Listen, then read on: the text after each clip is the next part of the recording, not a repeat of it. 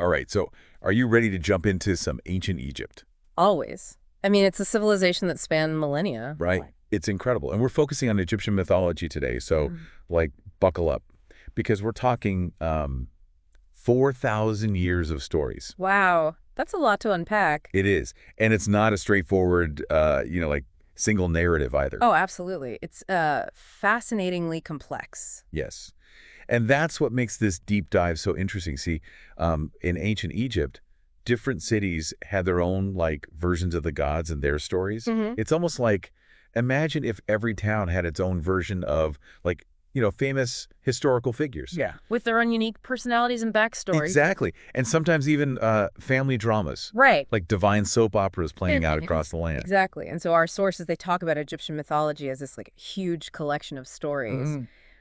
But like, what does it even mean to be a god in this context? And how did they view their relationship with these like powerful beings? So their concept of God, it wasn't as rigid as, say, other belief systems. Okay. There wasn't a strict doctrine or a like unified narrative you had to follow. Instead, think of it more like they personified forces of nature, concepts, even emotions. Like, think about how we might talk about, Mother Nature today, or say a storm is angry, Yeah. right? They saw themselves as kind of intertwined with these divine forces and experiencing their influence in, their daily life. Oh, I see. So it wasn't just about like, worshiping these figures from afar. They were actively engaging with them. Totally. It was a dynamic relationship. So you said that each city, right, had its own take on these gods. Can you give some examples of the variations? Were there any like divine rivalries because of this? Oh, definitely.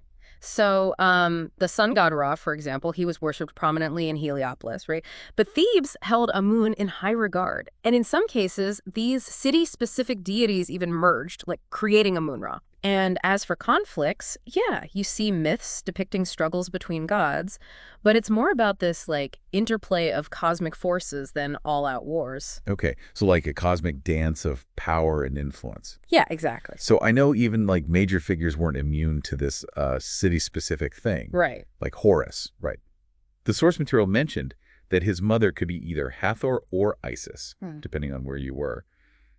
How could both be considered his mother? Well, remember, there wasn't this like strict singular dogma, right? Right. They didn't have a Bible dictating the correct version of the myths. Gotcha. So this flexibility, it allowed for, diverse interpretations to exist side by side.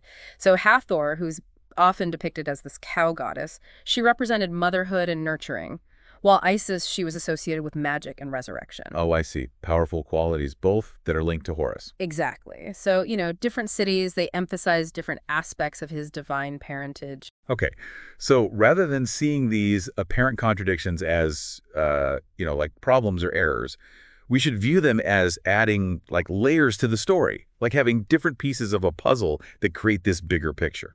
Precisely. These seemingly contradictory narratives actually enrich the tapestry of Egyptian mythology. They give us a glimpse into the diverse ways they perceived and interacted with